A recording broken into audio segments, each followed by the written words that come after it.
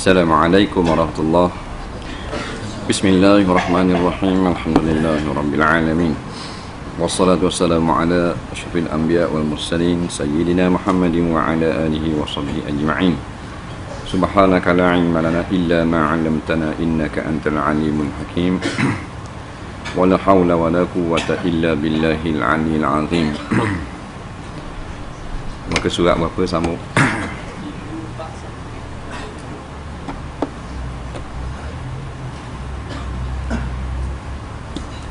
347.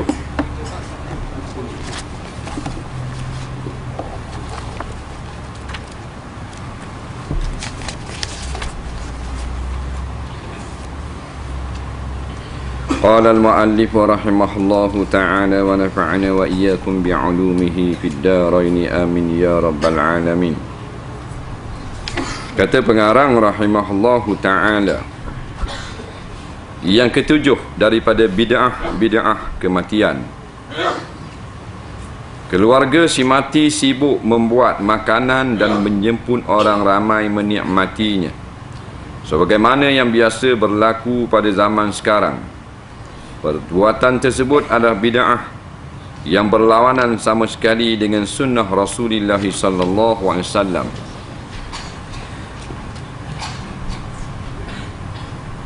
Menurut as-sunnah, perkara yang harus dilakukan ialah sebaliknya.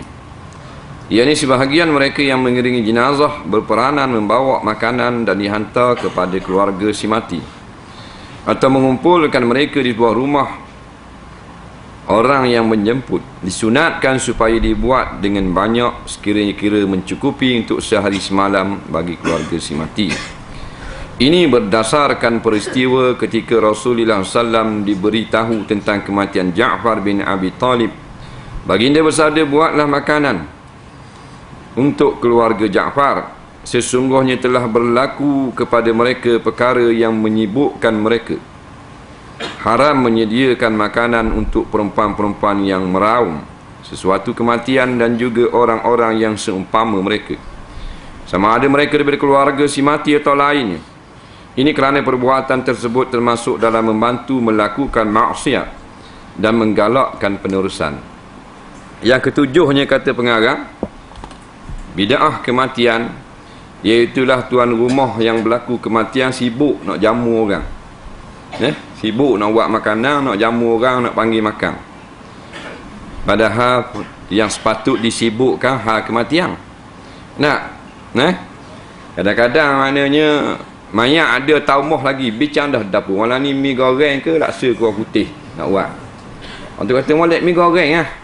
Nak laksa sedap sikit. Padahal mayat ada dia taumah. Ini semua bid'ah yang karahah, bid'ah yang dibenci oleh syarak.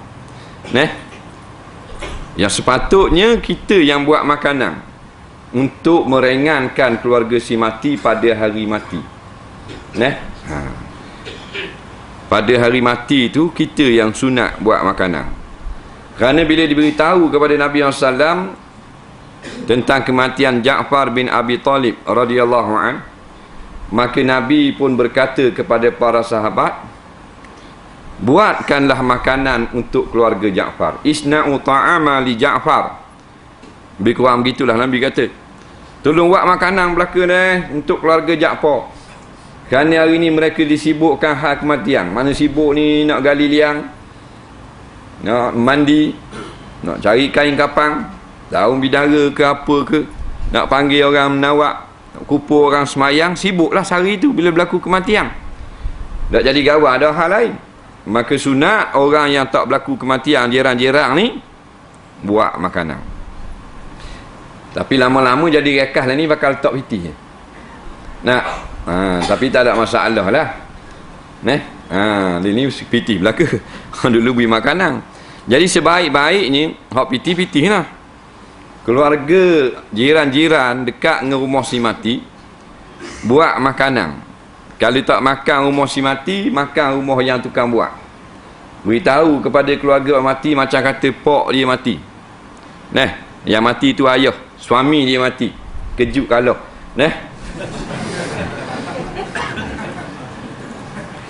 Jadi ginilah hari ni tengah hari dengan malam tak usah masak, tak usah apa makan rumah kita.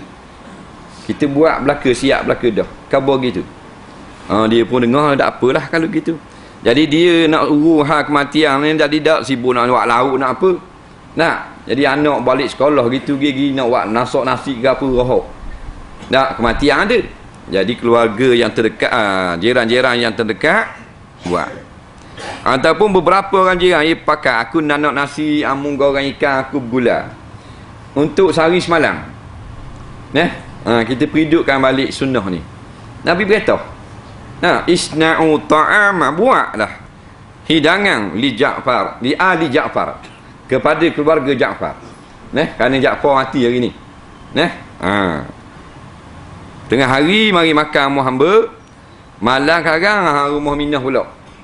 Kata ke keluarga hak berlaku kematian. Jadi dia cara dah ikan nak cari sayur, nak cari kobeh. Cara hak kematian lah. Kerana Nabi kata mereka disibukkan oleh hal mati. Jadi kita tolong-menolong. Yang bida'ahnya kita nak pergi makan lah pula. Melainkan kita pergi rumah orang mati tu, kita bukan niat nak makan. Kita mari lengah-lengah jauh, naik bah turun bah, pergi nawak tuan rumah kat air sirap, boleh minum. Boleh minum. Kerana umum perintah maknanya beri minum kepada tetamu yang hadir, sekalipun pada hari kematian. Kerana Nabi kata beri minumlah kepada tetamu yang hadir. Nabi tak kata melainkan hari kematian. Jadi umumlah, oleh kerana orang mari ziarah, dia pun buat air. Cuma sebaiknya kita yang datang pesang, tak usah susah buat air lah. Begitu. Kemudian kalau maknanya orang puan menangis macam zaman Arab jahiliah, dia buat makanan untuk orang puan bagian meraung. Bagian tepi meraung, wah meraung. Kau kuat suara, kau maknanya masyhur lah keluarga tu, hebat lah. Ini semua ni amalan bida'ah. Asal daripada Arab jahiliah. Tak boleh buat makanan tu haram. Kerana Nabi kata jenis meraung kematian ni dalam api neraka. An-niyaha wan naihah finnar. Suara tangisan dan yang menangis meraung lagu tu dalam api neraka duduk dia. Begitu juga jikalau ditangiskan si mati, sedangkan si mati tidak memberi pesanan kepada warisnya supaya tidak meraung, maka dia akan kena azab. Kita selalu dengar masalah mayat diazab dengan sebab tangisan keluarganya. Nampak? Innal mayyita wa'azzabu bibukai ahlihi au kama qala. Sesungguhnya mayat itu diazab, seksa. Walaupun baru mati diazab dengan sebab apa benda ni, teriak ahli keluarga dia. Apa maksud hadis ni? Maksudnya bukanlah bila ada orang meraung mayat kena azab, tetapi dua makna. Yang pertama, mayat tu wasiat, kalau dia mati pakak teriak belaka dah, maka waktu kena azab. Yang kedua, dia tak beri pesan kepada keluarganya, ataupun dia membiarkan anak isterinya dalam kejahilan hukum agama, sehingga bila berlaku kematian diraung-raungkan kematian dia, dia juga kena azab. Jadi kalau kita pesan dah kepada anak isteri kita jangan meraung, atau kita bawa mereka pergi belajar ilmu agama, siapa berlaku kematian degilnya meraung juga, maka mayat begitu tak kena azab. Tu kena jaga-jaga dalam bab ni. Bukan makna bila meraung mayat kena azab tak.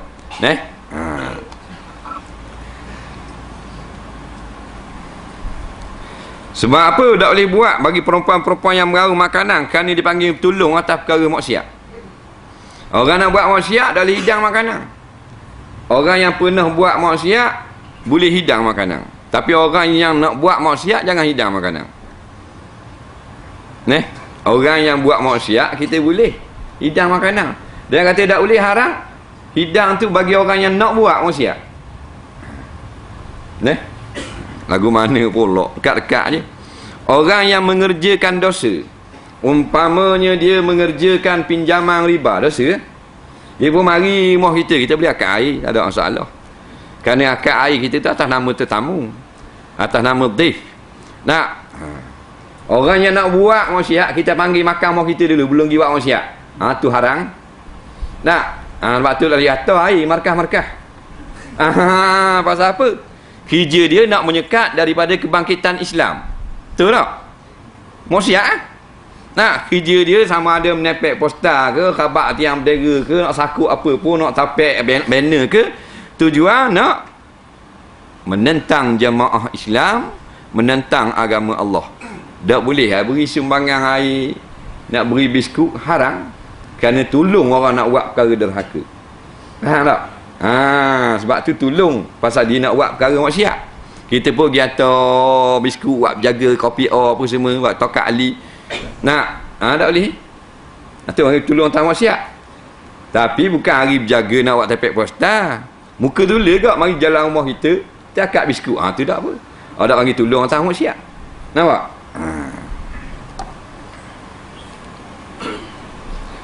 Di antara bid'ah yang dilakukan oleh keluarga si mati menyebut orang ramai untuk makan sempena berlalunya 40 hari kematian keluarga dan seumpamanya. Ni bid'ah. Hukumnya makruh menurut pendapat jumhur ulama. Yang haram ni sekejap lagi disebut. Maknanya kita buat makan atas dasar i'tikad ini adalah satu kemestian. Hak ni haram. Ada pun panggil orang baca Quran, panggil orang menyebut zikrullah, dia berdoa kepada si mati. Hak tu tak haram. Hak tu harus. Dipanggil bid'ah yang jaizah. Faham tak? Kerana dua-dua ni tak ada nah belaka. Nabi tak pesan pun bila mati suruh dipanggil orang di rumah baca Quran, tak ada. Tetapi dalam agama tidak ada larangan pun panggil orang mari di rumah baca Quran, berzikir dan berdoa kepada si mati, tak ada larangan. Yang adanya dengan suruh ada, dengan perintah yang umum. Ada pun kita tetapkan 40 hari, 7 hari kena buat, 6 tak boleh, 8 tak boleh. Kena buat 40 hari ratik, 100 hari kena buat pula temu 3. Hak tu bid'ah. Bid'ah. Satu perkara karut. Tapi kalau kita buat orang makan, tujuannya bukan nak buat makan. Tujuannya mestilah kerana nak jemput orang, baca Quran, beristighfar dan berdoa kepada si mati. Maka dah bila orang mari, atas adab biasa, tuan rumah menjamu sedikit makanan. Hak tu baru boleh. Tapi jangan kena tunggu 40 hari ataupun 7 hari. Kalau kebetulan saja atas hari 40, maka tidak mengapa. Tapi kalau tunggu nak buat hari 40 baru nak buat, itu kepercayaan khurafat. Faham? Itu salah situ. Ada pun panggil orang mari baca baca Quran, mari pakat berdoa, mudah-mudahan dirahmatkan kepada si mati. Hak tu jumhur ulama mengatakan sampai kepada ulama, melainkan mazhab Mu'tazilah dia kata tak apa. Kita baca tahlil 100 kali, kita nak hadiahkan kepada si mati. Katanya Dr. Wahbah Zuhaili, berlaku khilaf di sisi ulama 4 bersetuju belaka, melainkan puak Mu'tazilah. Mu'tazilah kata tak siapa. Yang bid'ah ni kita tetap kena buat 3 hari atau 7 hari kena tahlil, ataupun tak buat tak boleh, kena buat. Ataupun 40 hari kena buat. Bukan. Ini adalah ikhtiar kita hak hidup saja. Minta tolong orang ramai.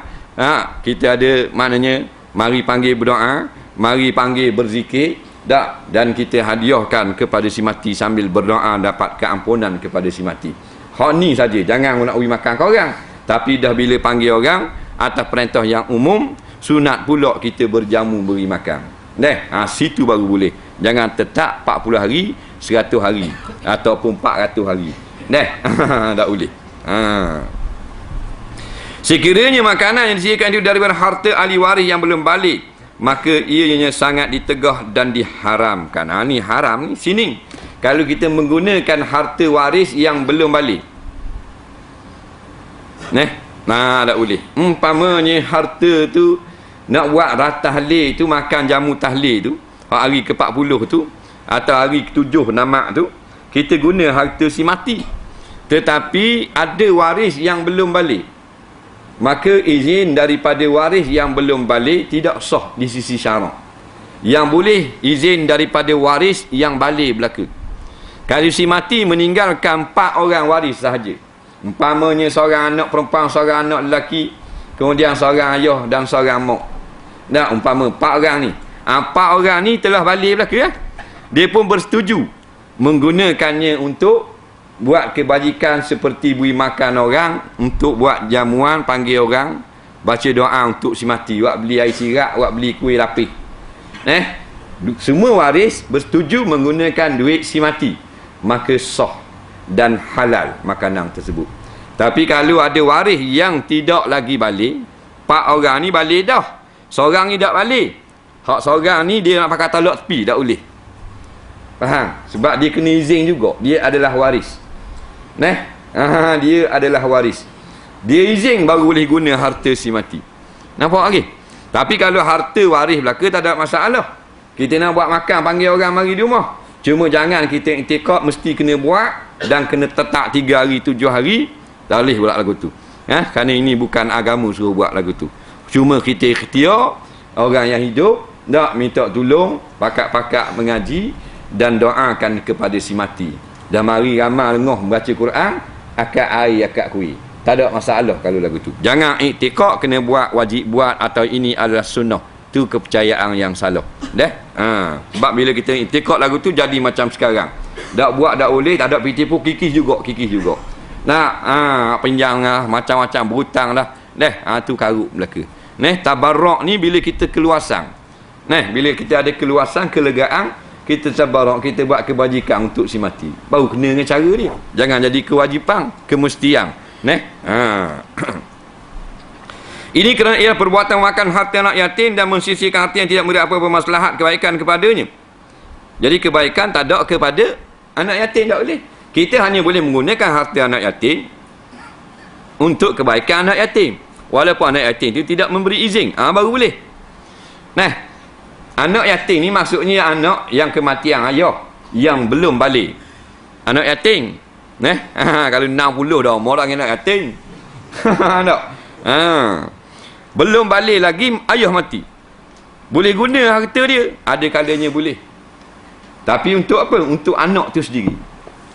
Ni bukan untuk pergi makan untuk orang lain, tak boleh. Untuk anak yatim boleh. Boleh makan, boleh guna. Boleh guna.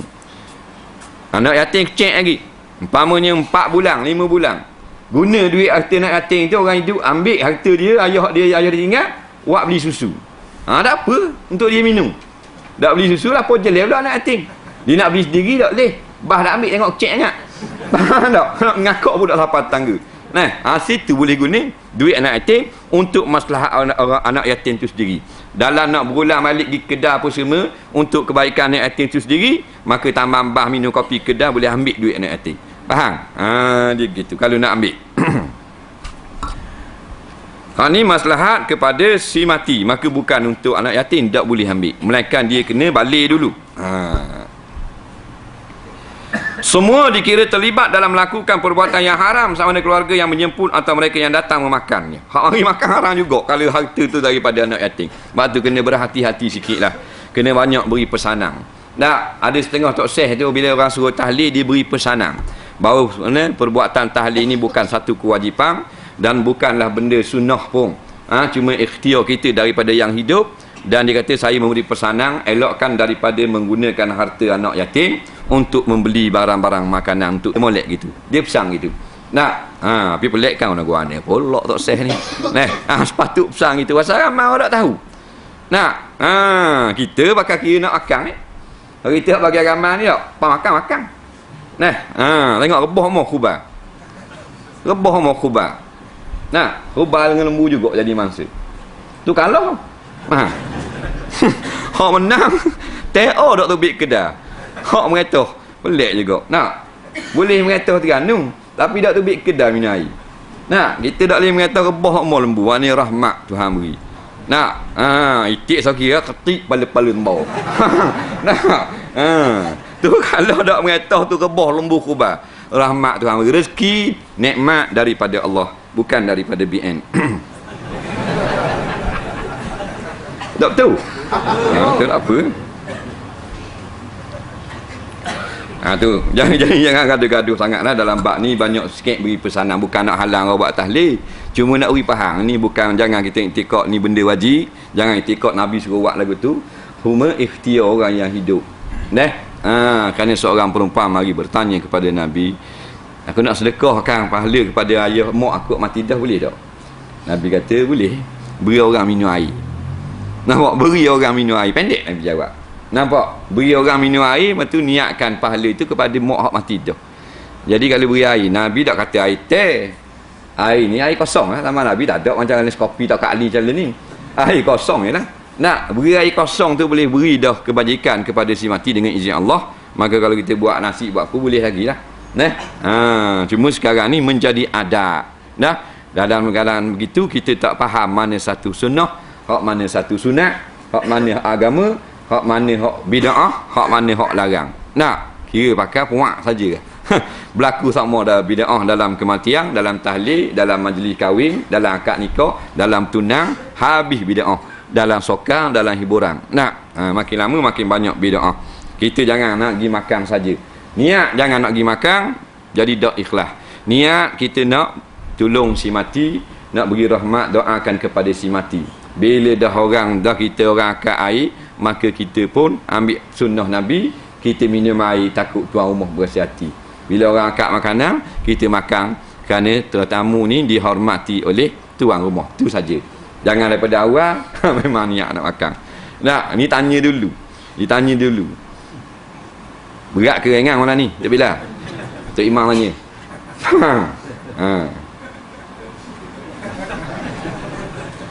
Di mana je mak? Teman sini. Sini tak ada. Sini tak tanya berat ringan tau. Sini tanya sekuk ke nasi. Main tanya dulu. Jangan main lagu tu. Jangan nampak hati tu nak ke makanan tak mau. Kawan dia mati ngak-ngak dia lah kubur. Menyusahkan orang dan sebagainya. Dia panggil, kita pergi atas nama menghormati. Sama-sama jiran. Jangan niat nak makan. Jangan masa kita tahlil la ilaha illallah dalam hati nampak. Kuih benda orang ni. Tu jadi karut dah. Bila niat tidak kerana Allah, maka tak ada pahala. Bila tak ada pahala, kata Ibnu Hajar, macam mana kita nak hadiahkan kepada si mati? Pahala ada lah. Biar ikhlas dulu. Dia gitu. Tapi jangan baloh dalam bab tahlil. Dia ni jadi baloh. Sebab baloh benda khilafiah tak payah baloh. Nak baloh boleh, bab mesti besar. Boleh. Duk berbu. Dak selesai lagi lah ni. Alah mak sabu got MB. Dah payah sangat. Nak tu pun tak reti kalau salah raja tak munak juga.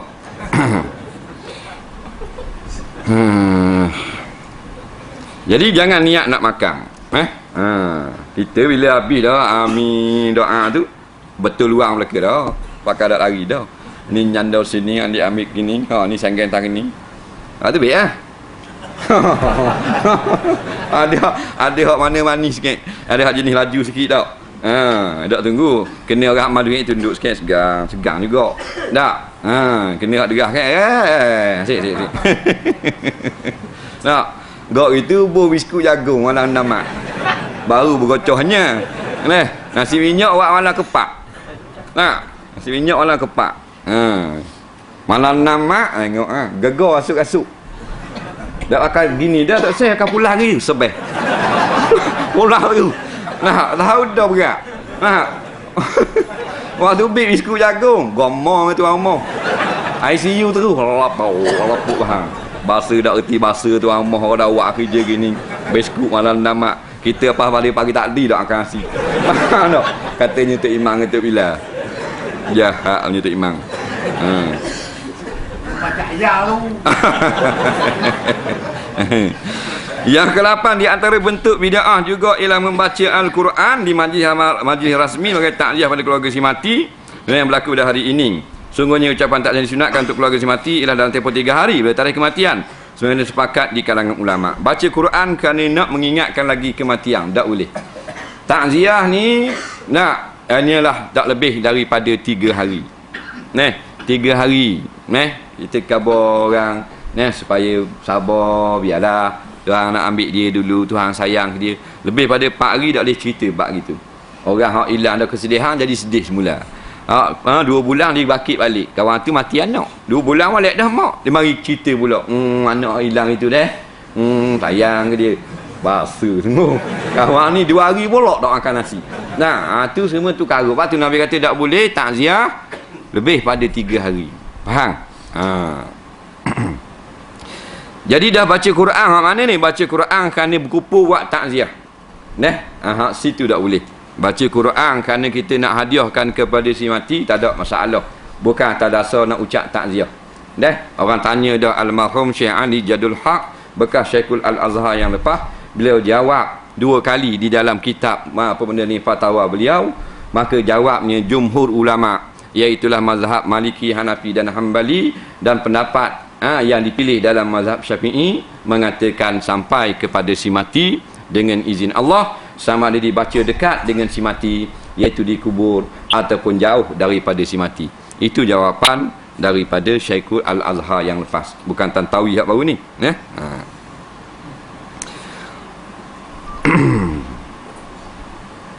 Hukum keguguran dan orang yang mati syahid.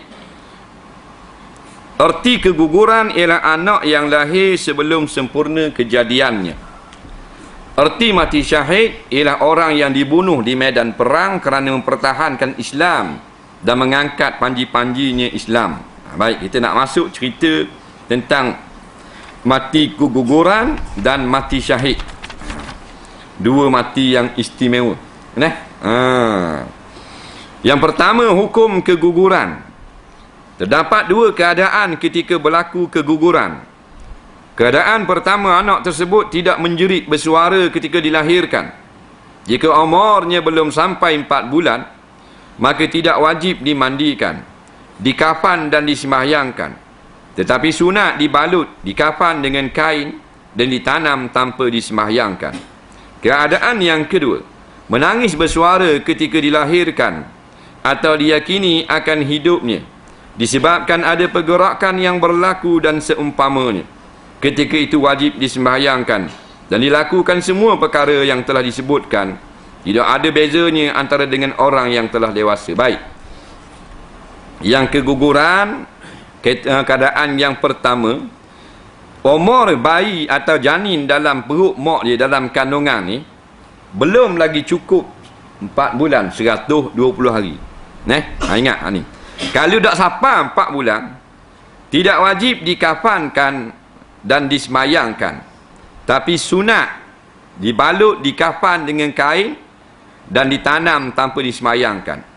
Jadi tak wajib semayang, hanyalah kita balut dengan kain dan kita tanam. Nampak?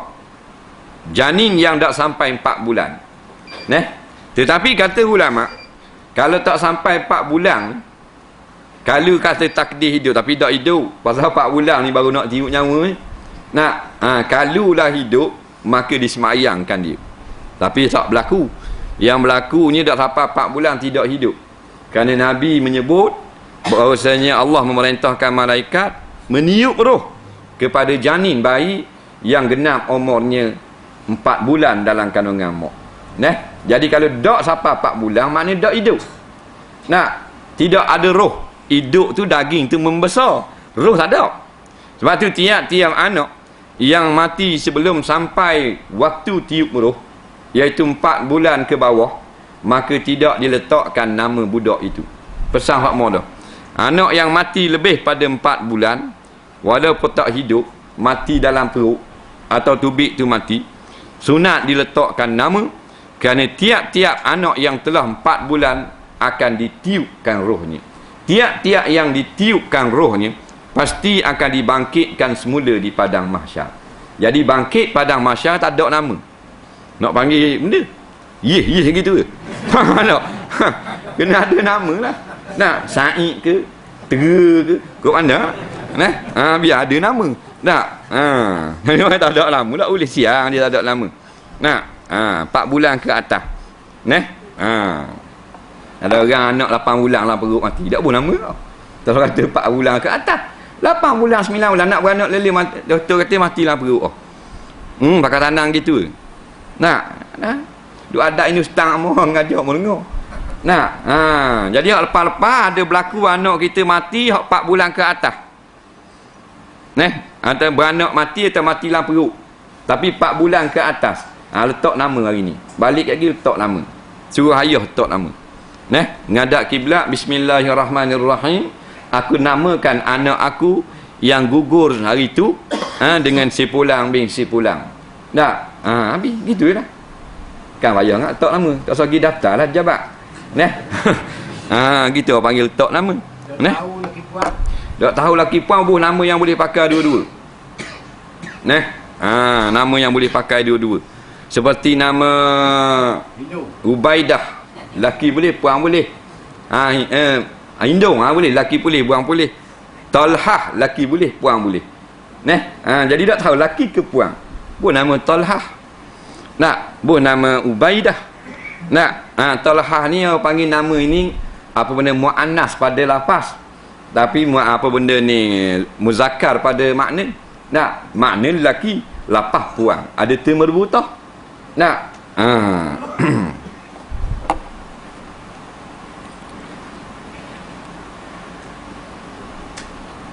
Jadi buku budak tu hak 4 bulan tu, cek lah ada sesuatu. Buku-buku dalam kertas pun boleh. Tak ajik kain. Buku lah kertas molek kertas putih. Buku lah kain ke. Gali-gali tanah, jangan tak gali macam orang tua semunjung. Gali mana badan tinggi ni badan dah. Kita pernah tanam biasalah tanam ni. Ada tinggi gini gali. Lepas tu kita kambuh memang tak boleh buka dah. Lebih kurang sah moleknya sehasta. Lepas tu buh se lagi. Pasal benda tu kecil sangat. Bila kita masuk balik dia kecil baru dok tubik. Sebab sekurang-kurang tanam yang sah tidak keluar bau sampai ke atas. Dalam lah tu. Keadaan yang kedua, menangis bersuara ketika dilahirkan atau diyakini akan hidupnya disebabkan ada pergerakan yang berlaku dan seumpamanya. Ketika itu wajib disembahyangkan dan dilakukan semua perkara yang telah disebutkan. Tidak ada beza antara orang telah dewasa. Kalau yang maknanya beranak tu dia hidup sekejap, hak tu sama orang dewasa tu. Beranak tu hidup sekejap. Umpama bila beranak jari gerak sikit, lepas tu mati lalu. Pendek umur dia seminit je. Tu 4 perkara wajib. Mandi kapang, semayang tanam. Mandi kapang, semayang tanam. Ingat. Tadi hak dah 4 bulan. Ataupun dia bersuara. Keluar bunyi start mati dulu. Tak gerak bunyi suara je. Atau mata berkelip. Dia panggil hidup lah.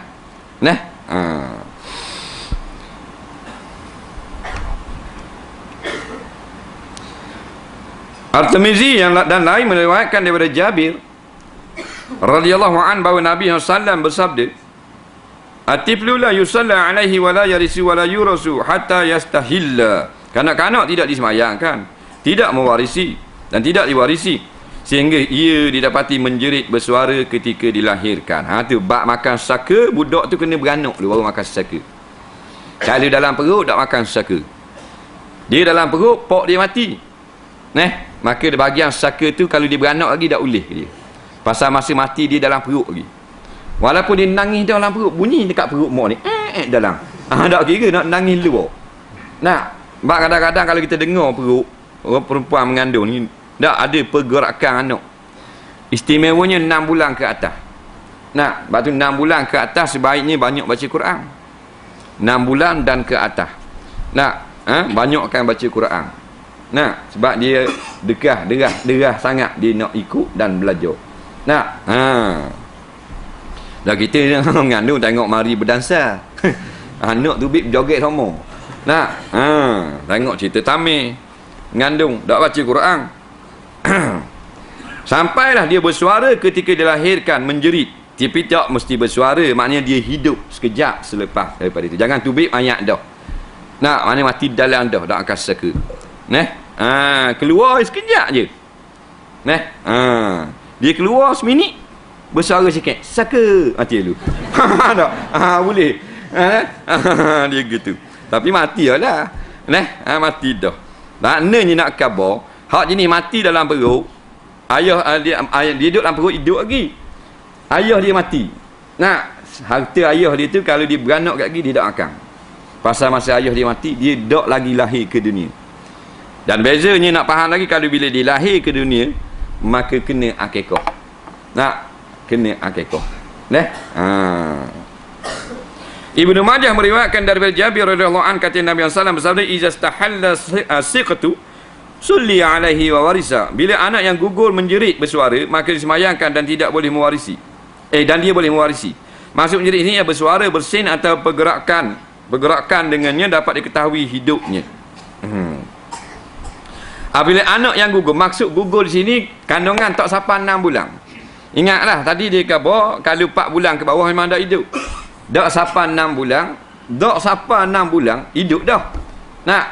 Katakan gugur. Sebab nak makna gugur ini 6 bulan ke bawah kandungan. 6 bulan dan lebih pada 6 bulan dia panggil beranak. Dia panggil wiladah. Sakit-sakit ni bawah pada 6 bulan duduk dalam perut mak. Keluarlah dia 5 bulan setengah, 4 bulan setengah. Nak masuk 6 bulan dia panggil gugur, keguguran. 6 bulan ke atas dia panggil beranak. Beranak tak cukup bulan. 9 bulan ke atas beranak cukup bulan. Dia panggil gitu. Kalau panggil beranak tak cukup dacing, beranak tak cukup bulan. Jadi walaupun tak sampai 6 bulan, maknanya gugur lah. Takrif gugur lah. Tapi bersuara dan mati.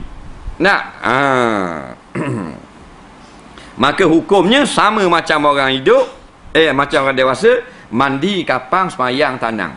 Walaupun kandungan tak sampai 6 bulan. Keluar tu hidup, gugur tu hidup lagi sekejap, 1 saat. Menjerit, bergerak ataupun bernafas. Hukum orang yang mati syahid, wallahu a'lam. Kita ada beberapa soalan.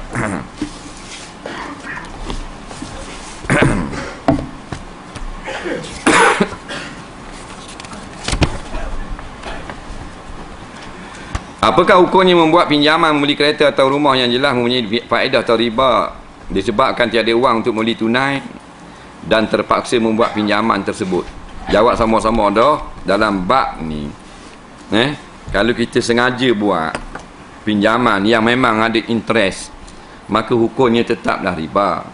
Dia darurah ni bukan beli kereta nak awak naik. Darurah ni menyelamatkan nyawa. Bukan darurah nak beli meseng, nak meseng kepuk. Kalau panggil darurah gitu. Terpaksa buat pinjaman riba nak buka kilang kepuk. Darurah. Darurah ni orang yang takut mati, takut cedera anggota, famani turra. Maka barang siapa yang jatuh dalam had darurah, ulama-ulama tafsir mengatakan yang boleh memberi mudarat kepada nyawa ataupun tubuh badan dia dah. Tapi kalau dia budak beli meseng, dia buat kecil-kecilan dulu, tak mudarat tubuh badan dia. Tak darurah. Contoh lagi darurah, pinjaman riba yang dimaafkan. Tak ada orang nak beri pinjaman tak kena interest, dia nak buat pinjaman melainkan ada interest, iaitu nak buat pembedahan anak ni. Doktor kata kena buat segera bedahan jantung RM1,000 nak belah jantung. Maka tak ada piti, hak bahasa tak ada faedah, tak ada interest, melainkan kena interest, maka dia buat pinjaman interest, tidak berdosa. Itu panggil famani turra ghaira baghin wala adin. Maka barang siapa yang masuk pada had kesusahan, keterpaksaan dalam keadaan bukanlah sengaja dan melampau daripada had, fala isma alaih, Tuhan kata itulah tak ada dosa baginya. Jadi dalam masalah beli kereta, kita jangan buat pinjaman yang jenis bayar riba. Belilah maknanya secara angsuran. Suruh bank tu beli dulu kereta, kita beli angsuran dengan bank. Tu cara yang tu. Bank tu beli kereta dulu RM60,000, selesai dengan tuan kereta. Kita beli pula dengan bank cara hutang. Iaitu kita akad pula dengan bank, saya belilah dengan awak, wakil dia dengan harga RM78,000. Dia beli 60 tadi, dia jual kita 78. Hukumnya harus pada syarak. Faham? Tak ada masalah. Dia beli 60, dia jual kita 78. Sebab kita nak bayar dalam masa 9 tahun. Dengan kita beli hutang ni dia dengan bayar ansuran sebanyak RM600 sebulan. Contohlah. Sebab beli ansuran dibenarkan pada syarak. Faham? Yang tak bolehnya kita nak beli, kita pergi pinjam dengan bank dulu, bank kenakan interest. Dapat pinjaman tu, beli dengan kereta. Beli kereta tu, faham? Situ interest, riba yang diharamkan. Hak buat dah, kena bertaubat lah. Tapi jangan bakar lah kereta tu. Nak pergi bakar pula. Orang tanya dah beberapa orang ulama yang buat dah, sekarang istighfar, bertaubat, berazam tak mau buat dah lain kali gitu. Ingat, nak buat, nak beli, bawa tuan kereta, dia jual kepada bank. Bank beli, bank jual ke kita pula. Gitu dibolehkan.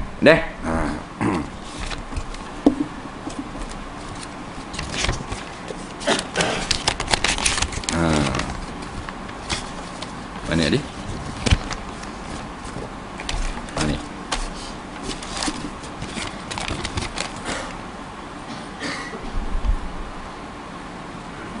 Mana?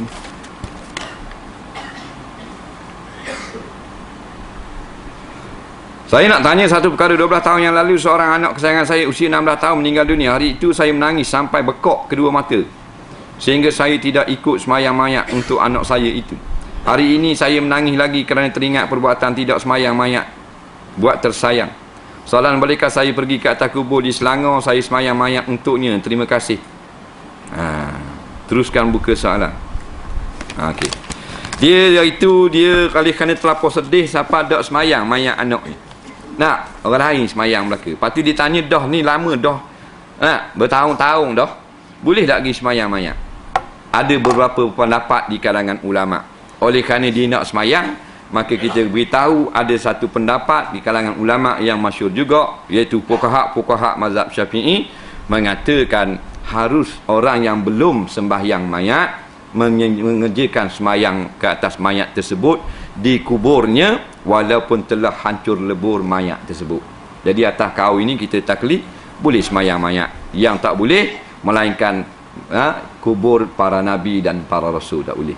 Ingat, walaupun hancur sekali dah pun kita tak lagi semayang jenazah dia. Ada pendapat dalam fuqaha mazhab Syafi'i boleh kita semayangkan mayat dia. Faham? Dia boleh.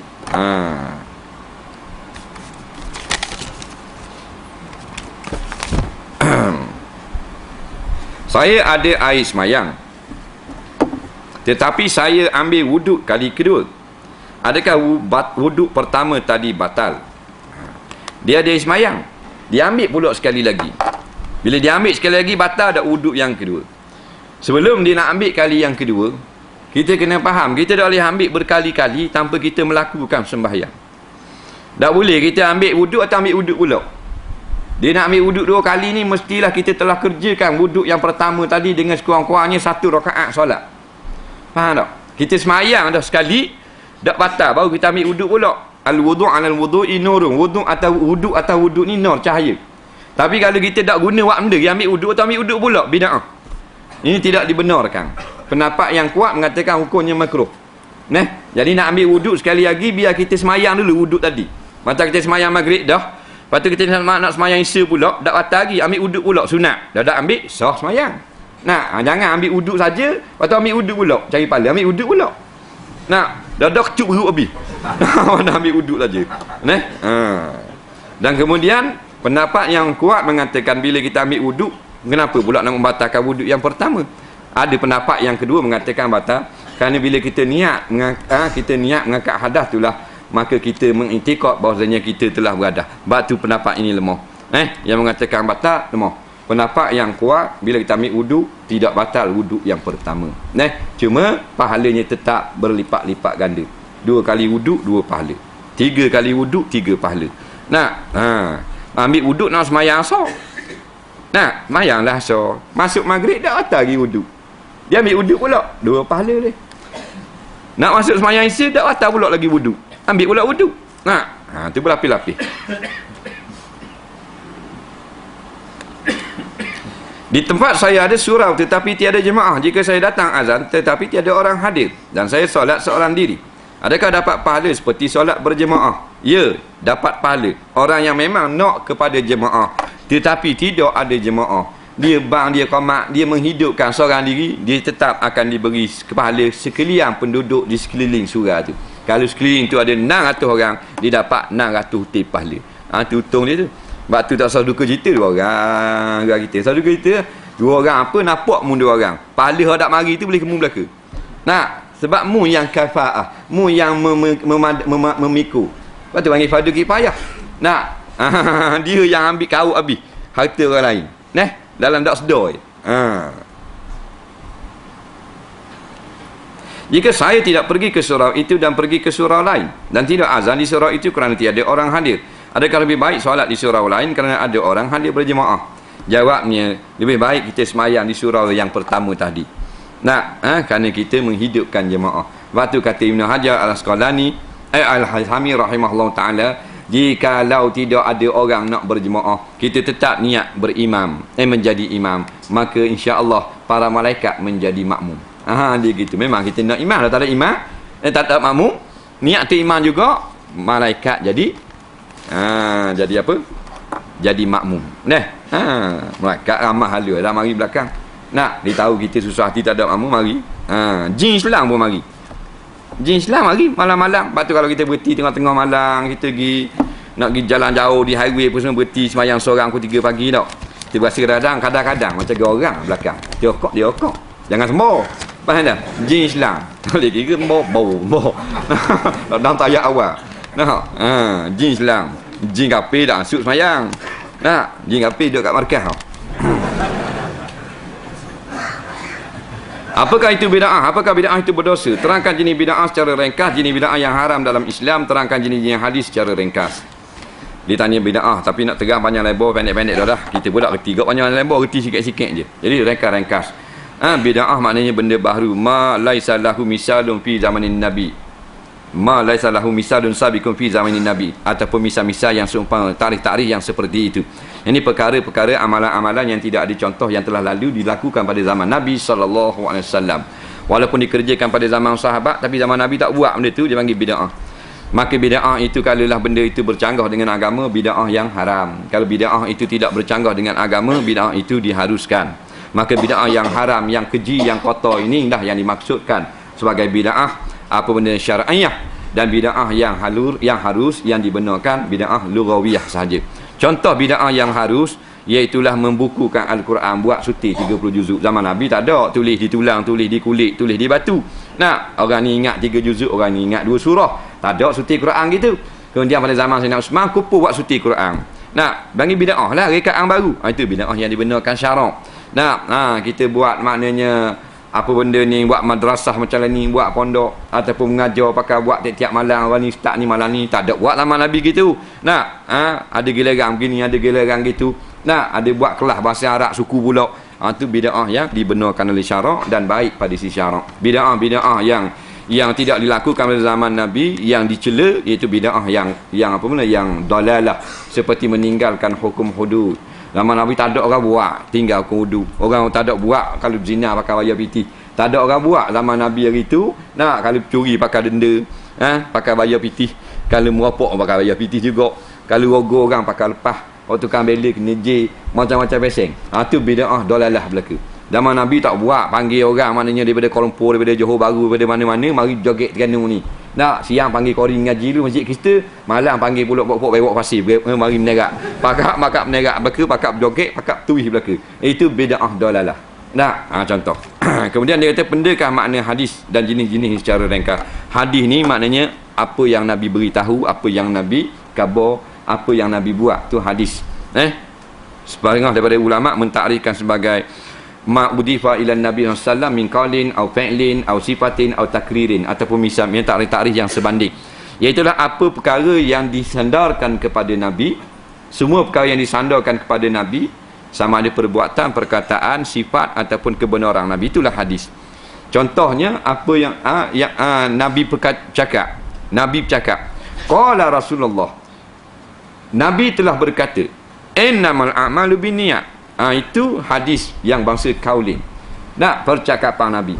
Ada juga hadis tetapi Nabi tak cakap.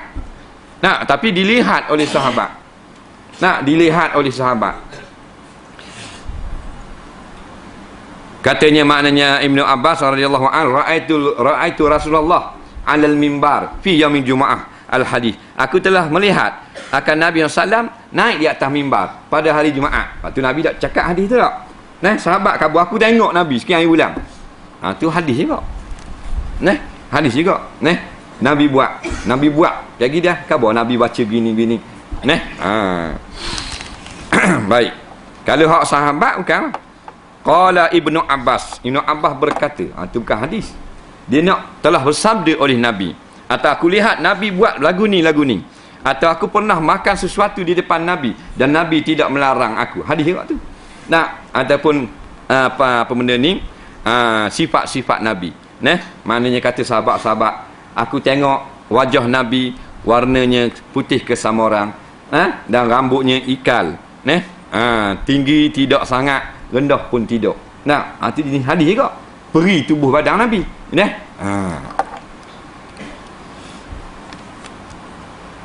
Setiap manusia tak sanggup untuk menerima siksaan yang sangat dahsyat di akhirat kelak. Soalan saya, adakah manusia yang dilahirkan dalam keluarga kafir dan ditakdirkan mati dalam kafir? Na'udzubillah. Sudah ditakdirkan oleh Allah sedangkan dia tidak meminta untuk dilahirkan dalam keluarga kafir. Bolehkah jelaskan? Dia kata memang semua orang tak mahu kena seksa. Tapi macam mana orang yang lahir dalam keluarga kafir mati dalam kafir? Dia tak minta pula nak kafir. Jawabnya dalam bab ni kita tak susah. Tak susah. Allah sekali-kali tidak mengazabkan orang yang tidak akan berlaku zalim kepada hamba-Nya. Percaya itu sudah. Kita kena yakin gitu. Satu i'tiqad yang sudah pasti mesti ada pada jiwa tiap-tiap orang beriman. Allah Ta'ala sekali-kali tidak akan menzalimi hamba-Nya. Kalau Allah Ta'ala azab di akhirat kayak gini, kafir mana sekalipun, ialah dengan keadilan Allah. Sebab tu ulama' kata tidak ada orang Allah Ta'ala bangkitkan suatu manusia dalam keadaan kafir, melainkan Allah Ta'ala telah tunjukkan jalan hidayah di dalam hatinya. Dia tak mahu juga, dia kekal dengan Kristian dia, kekal dengan Yahudi dia, kekal dengan Hindu dia, dengan Ayopeng dia, mati dalam sesat, dia azab. Walaupun tidak datang pendakwah di rumah dia, tetapi tiap-tiap manusia kafir, Allah Ta'ala datangkan pintu hidayah kepada Islam, nak nampak kebaikan Islam ataupun nak mencari Tuhan. Dia tak layang, dia tak mahu juga cari kebenaran, maka mati dalam kesesatan, maka Allah azab dia, maka dengan keadilan Allah. Tak ada orang kafir pun yang dalam hatinya naknya cari agama yang sebenar, nak carinya agama yang sebenar, Tuhan yang sebenar, kerana dia rasa Kristian ni nawak, dia nak agama sebenar, maka Allah akan tolong dia sampai berjumpa dengan Islam. Hak tu kerja Allah. Allah Rabbil Alamin. Takbir alam, bukan takbir gitu kan, takbir alam. Tidak ada seorang hamba pun yang mati kafir Tuhan azab, melainkan pasti Allah Ta'ala telah tunjukkan kebenaran di dalam hati dia. Soalan seterusnya, minta jelaskan taraf hadis ini dan maksud hadis ini. Sabda Nabi sallallahu alaihi wasallam an Ibni Abbas radhiyallahu anhuma qala Rasulullah sallallahu man istamala rajulan ala asabatin wa fihi man huwa arda lillah minhu faqad khana Allah wa rasulahu wal mu'minin. Rawahu al-Hakim wal Baihaqi. Dari Ibnu Abbas radhiyallahu anhu telah bersabda, Nabi sallallahu alaihi wasallam bersabda, sesiapa yang melantik seseorang dalam satu bangsa menjadi pemimpin, sedangkan di kalangan bangsa itu ada orang yang lebih redha kerana Allah, lebih redha kerana Allah, lebih layak, maka ia telah khianat terhadap Allah. Orang yang lantik itu khianat Rasulnya dan kaum mukmin. Jadi dia tanya benda maksud hadis ini dan taraf hadis ini, riwayat Hakim dan Baihaqi. Maksud hadis ini ialah nak menjagakan kita daripada melantik orang yang tidak layak. Itu saja. Kena berjaga-jaga dalam bab melantik sesuatu pemimpin atau imam ini. Jangan sesuka hati. Hatta imam semayang sekalipun, kita tahu dah dia ni tak layak, tak pandai baca Fatihah, tapi dah anak beranak kita, pak sepupu kita pakai akad tangan belaka, majoriti menang. Tu BS tu imam sigota lebih dah pak sepupu. Pada hak balik Mesir, hak balik Jordan, hak mengaji pondok, kita tak latih. Pasal apa? Anak dagang, tak ada waris-waris. Hak ni bahkan dia khianat kepada Allah, khianat pada Rasul, khianat pada orang beriman. Batulah, jangan kerana asabiah, jangan kerana kebangsaan, perjuangan atau nak lantik pemimpin. Tapi kerana hak ataupun kelayakan. Itu maksudnya. Tarah hadis ini berlaku khilaf di kalangan ulama. Kalau tak silap, jumhur ulama berpandangan bahawasanya hadis ini adalah dhaif. Hadis ini adalah dhaif. Kalau tak silap, Ibnu Al-Munziri rahimahullah taala dan Ibnu Hajar rahimahullah taala mengatakan bahawanya hadis ini adalah dhaif kerana ada seseorang yang ada di dalam rawi hadis ini diperkatakan orang. Wallahu a'lam. Soalan seterusnya.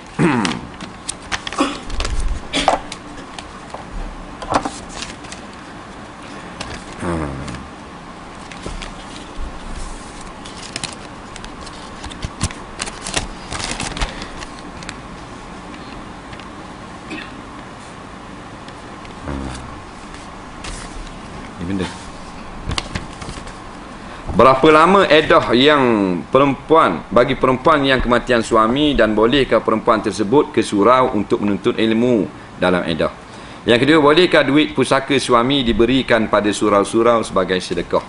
Ditanya lama mana edah perempuan yang kematian suami. Allah kata yatarabbasna bi anfusihinna arba'ata asyurin wa asyra. Hendaklah perempuan-perempuan yang mati suami, mati laki ni beredah selama 4 bulan 10 hari. Arba'ata asyurin 4 bulan, wa asyra tambah 10. 4 bulan 10 hari. Berapa hari je mak? 4 bulan 10 hari. 130 hari. 130 hari. Begitu juga dengan ihdad, wajib berkabung. Orang lain kalau mati lain pada suami mati, maka kita boleh berkabung tak lebih dari 3 hari. Sehari, 2 hari dan paling banyak 3 hari. Tak buka kedai 3 hari, tak jual apa, adik mati. Tak masuk jabat 3 hari apa? Apa benda isteri mati atau ayah mati, lebih tak boleh. Berlaku cerita lebih dari 3 hari. Yang wajib lebih pada 3 hari suami mati. Siapa 4 bulan 10 hari berkabung? Isteri saja. Anak oleh kabung, ayah mati hanya tak lebih 3 hari. Ayah mati, kita berduka cita, tak main, tak tubik, tak berkawan, tak minum air dua. Jangan lebih pada 3 hari. Mak kita pula suami si mati. Mak kita ni suami si mati tak? Dah ayah kita mati. Mak kita isteri si mati. Suami si mati, isteri si mati. Wajib berkabung 4 bulan 10 hari. 4 bulan 10 hari. Dari keluar melainkan benda-benda yang wajib sahaja, yang darurah. Contoh yang darurah, nak pergi beli makanan, kerana lapar perut boleh keluar. Nak beli barang-barang dapur, lepas tu balik selalu. Jangan lewat otak lain pula. Kemudian ditanya masalahnya nak pergi menuntut ilmu. Kata setengah ulama, jikalau sebelah surau dalam kampung dia saja, maka benda tu benda wajib, maka dibenarkan. Kalau mana dalam kampung dia saja. Umpama nak pergi dengar ilmu yang fardu ain, ilmu fardu kifayah tak boleh. Ilmu yang sunat tak boleh. Majlis-majlis sunat, majlis baca yasin tak boleh. Majlis yang fardu, orang nak mengajar ilmu akidah, ilmu haid nifah, ilmu halal haram, dia boleh pergi, kata setengah ulama. Apa benda ni? Jikalau maknanya tidak berjauhan daripada rumah dia. Tapi kalau benda tu wajib sekalipun, jauh pada rumah, umpama wak fardu haji, walaupun didaftar dah sekalipun, maka tak boleh pergi juga. Pada haji ni wajib tak? Daftar dah, kena tunda tahun depan. Pasal apa? Lebih pada 2 marhalah, jauh pada kampung dah, tak molek, meninggalkan kampung halaman dalam keadaan suami mati. Dia gitu. Kalau sebelah rumah boleh pergi sekejap-sekejap. Sekejap-sekejap boleh sebelah rumah. Puasa-puasa minggu tak boleh pergi. Puasa minggu, waktu buruk, makan buluk, makan gula, makan kenduri, temu natu, temu pengundi atu, macam-macam meseng. Sebelah rumah boleh puasa, pergi sebelah rumah sudah, sembang 2-3 waktu balik. Boleh lagu tu. Bolehkah duit saka suami diberikan pada surau-surau sebagai sedekah? Boleh, hak bagian hak kita boleh saja. Hak bagian kita boleh. Bagian waris lain tak boleh. Dia tu. Takut kita ni mak, laki kita mati. Hak bagian anak kita buat mandar-mandar. Dekah ke surau juga tak boleh. Faham? Melainkan anak kita tu telah balik memberi keizinan. Boleh. Banyak mak mandar-mandar. Banyak berlaku dalam masyarakat, ayah mati, suami tu mati. Anak-anak tak boleh saka. 30,000 pun mak seorang tu boleh masuk dalam bank nama mak tu, dan anak tu tak boleh 8 tahun, hak jah 2, Hak tak tampak tak boleh.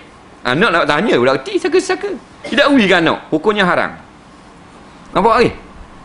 Kena ubuh nama anak tu. Kena bagi kita paling banyak. Ni bahan bing keting-keting. Tak boleh pasal dasar dia mau. Dia boh ha. Bik boh hati. Tinggal mau dah kan anak nak minta. Anak je nak tahu buat saka. Ha tu.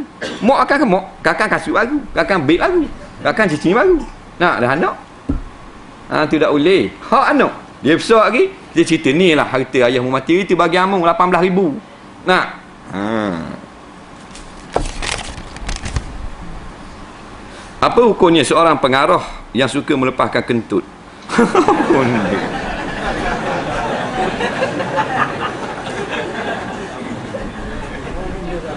Benda. Ketuk katok apa dia tu? Tak kira pengarah tak pengarah. Datang Facebook ketuk yang kepok kepala. Dah pengarah pun. Buat lagu ni. Kita pergi makan kenduri kahwin, lepas makan terus pulang dan tak pergi jumpa tuan rumah, apa hukumnya? Hukumnya selamat pitih anda. Aku tanya hukum. Dia sunat mengucapkan terima kasih dan mendoakan kepada tuan majlis.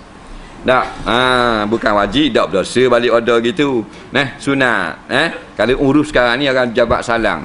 Tak, jabat salang ni tak wajib ada biti. Sekurang-kurangnya kita berjabat salam, jabat tangan. Laki dengan laki-laki, perempuan dengan perempuan. Sekurang-kurangnya minta izin, minta uzur nak balik, kapan nak balik, nak gidah. Ada kat lain pula. Jangan main tembok gitu, tapi tak berdosa. Main tembok lagi gitu. Sunat mendoakan kepada tuan punya majlis dan mengucapkan terima kasih. Jazakallah sekurang-kurangnya.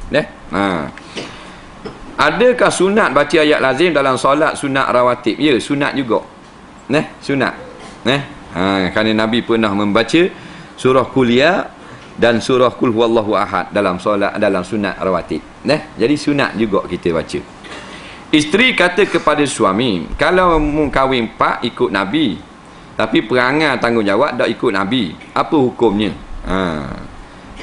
Isteri tu kata ke suami, kahwin 4 ikut Nabi, perangai tak ikut Nabi, tanggungjawab apa semua. Jadi apa hukum perempuan berkata lagu tu? Jadi tengok keadaan. Kita ni banyak nak helah dengan sunnah Nabi je. Nak kahwin 4, kalau nak kira kahwin tak layak. Dah pasal berak dak reti. Ai mustamah dengan ai mutlak.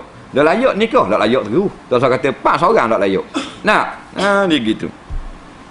Jadi isteri ni kata lagu ni atas dasar nasihat boleh Kerana isteri dia memang penasihat. Saya tak ada kisah awak nak kahwin 4 pasal awak kata sunnah Nabi, tapi awak tak ikut sunnah. Ngeluar pendek, ngepakai ketuk hidung, ngepusat jelas sakmo duk biar lokang pun benda sunnah kok mana. Jadi kata gitu nasihat tak apa. Bukan niat nak menyakit hati. Kerana niat menyakit hati tak boleh walaupun nasihat. Kerana suami kita ni adalah raja. Isteri ni macam MB je, menti besar. Bila raja tak ambuh, larilah. Dia gitu. Mungkona juga tak lain. Kau buat politik sungguh pokok ni. Jadi kata lagu tu boleh atas dasar nasihat. InsyaAllah soalan yang terakhir. Bagaimana jika kita ramai banyak lagi yang tak ada nak jawab, insya-Allah minggu depan. Bagaimana jika kita terasa seperti jimat dengan jin? Tak pasti lagi. Tapi ia benar-benar berlaku. Pula dah. Perlukah saya mandi wajib? Kalau tak mandi wajib, adakah amalan saya diterima atau tidak? Dia kata dia macam berjimat dengan jin. Tapi belum pasti. Tapi benar-benar berlaku. Ni yang kita dah tengok jawab ni. Mungkin tidak pasti jin atau syaitan. Ditulis sini ataupun syaitan. Jin dan syaitan tak pasti. Mungkin itulah. Jin ke syaitan tadi. Jawabnya tiap-tiap apa yang berlaku mestilah dengan keyakinan ataupun dengan zanniyah. Maka kata setengah ulama, apabila kita apa benda ni jin itu tasyabuh atas rupa manusia, kemudian bersetubuh dengan kita, maka wajib mandi junub. Kerana berlakunya ghaib hasyafah di dalam apa benda ni faraj. Tetapi kalau jin atas rupa jin, yang kita tidak lihat pun dia, tidak ada jisim dia, tidak nampak pun jirim dia, maka tidak wajib mandi junub. Kerana perkara itu boleh diihtimalkan sahaja, boleh diihtimal, ditanggung dengan benda lain. Tapi kalau makna dia tasyabuh atas rupa manusia, jin boleh ambil rupa manusia, jin dia boleh rupa manusia, boleh rupa anjing, boleh rupa ular. Kadang-kadang dia ambil diwak rupa kubah masjid, jin. Bila atas rupa manusia, atas seorang laki-laki mari berjimak dan kita rasa maknanya jimak tersebut, maka kata setengah ulama, masalah ini tak sebut pada kebanyakan kitab kerana masalah ini nadir, maka wajib mandi junub. Tapi kalau perasaannya saja, maka tidak wajib mandi junub. Wallahu subhanahu wa ta'ala a'lam. Bismillahirrahmanirrahim. Alhamdulillahirabbil alamin. Wassalatu wassalamu ala sayyidina Muhammadin wa ala alihi wa sahbihi ajma'in. Allahumma anfa'na bima 'allamtana wa alimna bima yanfa'una. Rabbana zidna 'ilma. Rabbana atina fid dunya hasanah wa fil akhirati hasanah wa qina 'adzabannar. Wa sallallahu sayyidina Muhammadin wa ala alihi wa sahbihi wasallam. Walhamdulillahirabbil alamin. Assalamu alaikum warahmatullahi